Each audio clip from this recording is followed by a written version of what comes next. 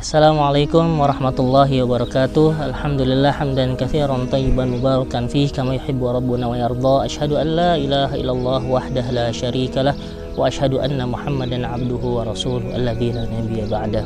Pemirsa Maqdis yang Allah muliakan, ketika ada di antara kita ditanya tentang Allah, atau ketika kita ditanya tentang siapa Tuhan kita, tentunya kita akan menjawab Allah. Tapi apakah ada di antara kita yang telah mengetahui dengan sebenar-benarnya pengetahuan siapa itu Allah? Dan di mana itu Allah? Dan juga tentang bagaimana kita bisa berkomunikasi dengan Allah Subhanahu wa taala. Tentunya banyak juga di antara kita yang menjawab tidak tahu, atau bahkan tidak mengerti, atau bahkan benar-benar tidak pernah mendengar hal ini sama sekali. Karena mungkin bisa jadi keterbatasan kita, atau karena mungkin bisa jadi kita malas untuk mengetahuinya.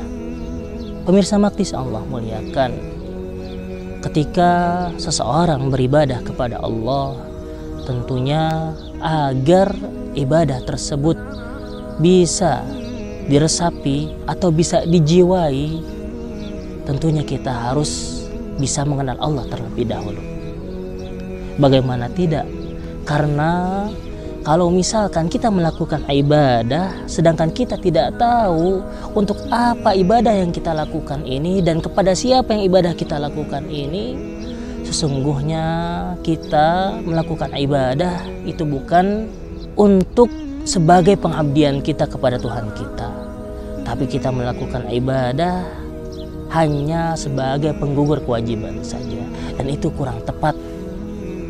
Pemirsa Maqdis yang Allah muliakan, mengenal Allah tentunya banyak caranya, dan Allah Ta'ala banyak sekali mengenalkan dirinya di dalam Al-Quran.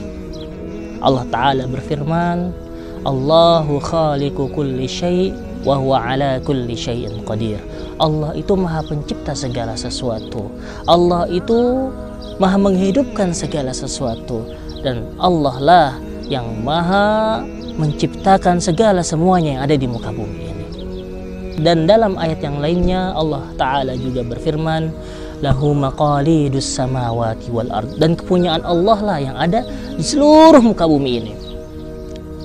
Dan dalam ayat yang lain juga ada Allah Ta'ala berfirman, Ar-Rahmanu 'alal 'arsy istawa, bahwasannya Allah Ta'ala bersemayam di mana? Di arsy.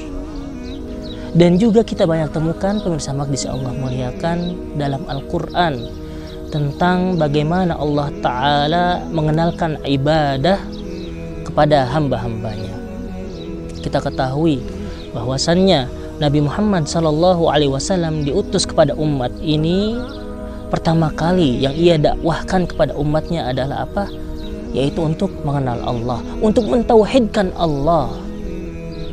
Bukan apa? Bukan salat, bukan zakat, bukan saum, tapi apa? Mengenal Allah terlebih dahulu.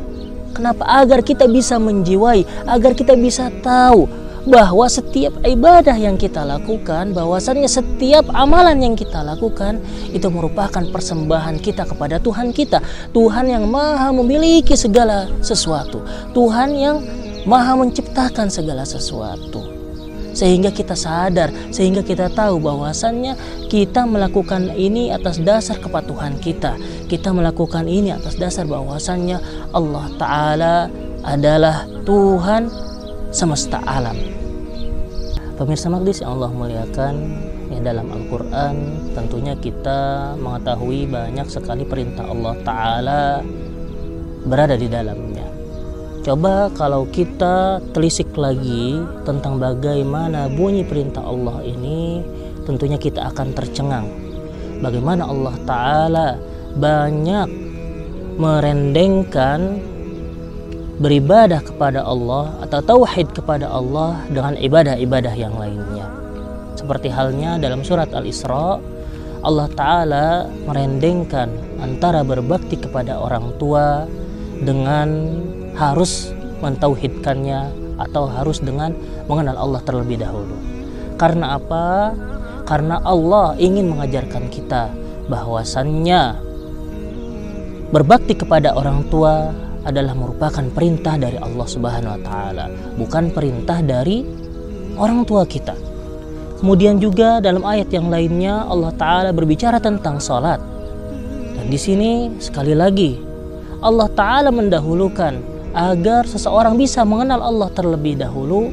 Setelah itu baru Allah taala mengenalkan tentang bagaimana itu salat dan tata caranya.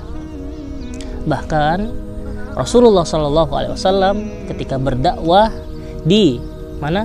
Di kota Makkah dan juga kota Madinah, perintah yang turun kepada Rasulullah SAW itu bukan perintah tentang untuk mengajak mereka sholat terlebih dahulu, atau untuk melaksanakan saum terlebih dahulu, atau untuk melaksanakan kewajiban-kewajiban yang lain terlebih dahulu. Tapi apa? Rasulullah SAW banyak mengenalkan kepada para sahabat dahulu tentang Allah itu siapa, Allah itu apa, dan Allah itu adalah siapa. Begitulah Rasulullah SAW.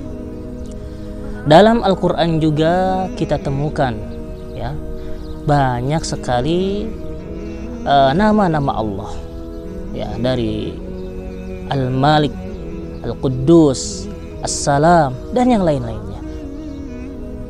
Jadi intinya kalau kita mau mengenal Allah lebih banyak, tentunya di bulan Ramadan ini kita harus lebih sering berinteraksi lagi dengan Al-Quran.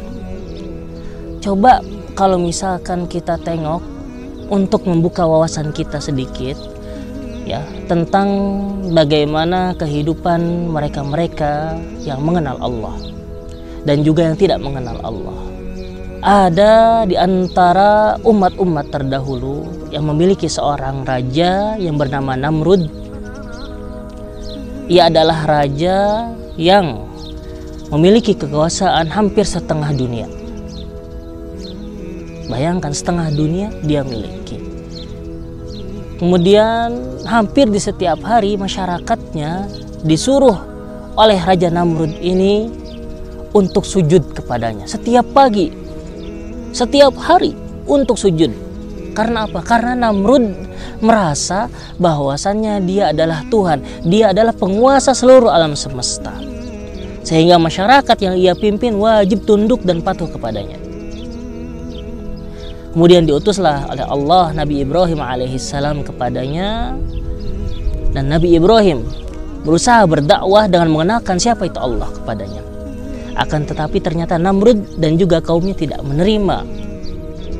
Ya, dalam surat Al-Baqarah Allah Ta'ala berfirman, Alam tara ilal ladzi hajja Ibrahim rabbuhu an atahu Allahul mulk idh qala Ibrahim rabbiyal ladzi yuhyi wa yumiit. Jadi ketika Nabi Ibrahim berdebat dengan Raja Namrud, dan Nabi Ibrahim mengenalkan siapa itu Allah, Allah itu adalah Tuhan yang bisa menghidupkan dan mematikan. Kemudian Namrud bilang, oh saya bisa, mau tahu caranya? Itu tolong panggilkan atau ambilkan 2 orang yang ada di luar dan masukkan ke sini. 1 kalian bunuh, dan 1 biarkan hidup.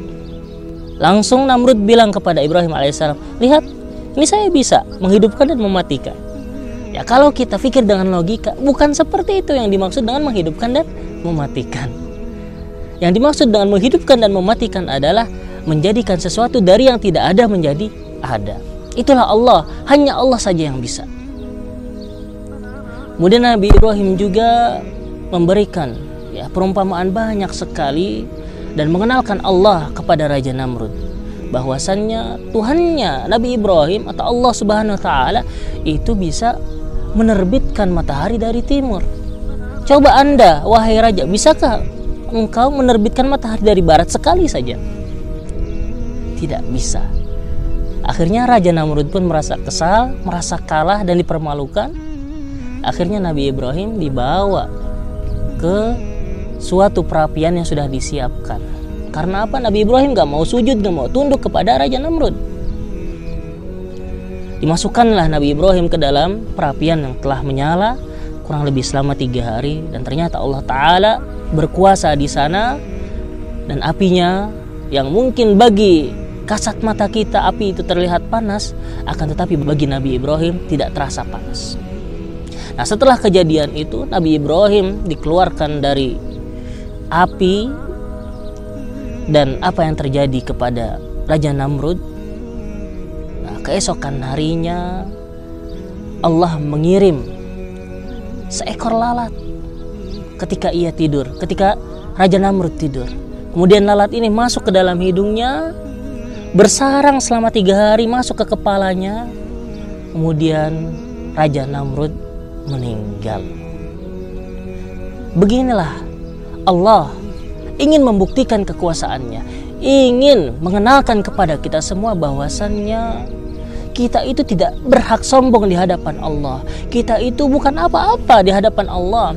Kita yang mengaku-ngaku, atau Raja Namrud yang mengaku-ngaku sebagai Tuhan, sebagai penguasa, ketika diutus oleh Allah seekor lalat yang sangat kecil, ternyata bisa membunuhnya. Ada juga Firaun yang kita telah ketahui bersama, dia memiliki harta yang sangat banyak, memiliki bala tentara yang sangat banyak, memiliki kekuasaan yang hampir sama seperti halnya Raja Namrud. Tapi ternyata karena dia tidak mau mengesahkan Allah, karena dia tidak mau beriman kepada Tuhannya Nabi Musa, dia pun dihinakan oleh Allah Subhanahu wa Ta'ala.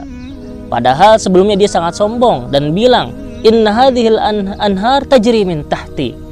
Jadi sungai Nil itu mengalir atas dasar kekuasaan Firaun. Dengan sangat sombongnya dia berkata seperti itu. Dan ternyata bagaimana akhir kehidupan Firaun? Tentunya kita tahu bahwasanya dia ditenggelamkan oleh Allah di mana? Di Laut Merah. Sehingga dia pun bilang bahwasannya aku beriman kepada Tuhannya Nabi Musa dan Bani Israel. Tapi apa kata Allah Subhanahu wa Ta'ala? Al-yawma nunajjika bibadanika litakuna liman khalfaka ayah. Pada hari ini aku menyelamatkan jasadmu litakuna liman khalfaka ayah, agar orang-orang setelahmu itu akan mengambil pelajaran atas apa yang engkau lakukan.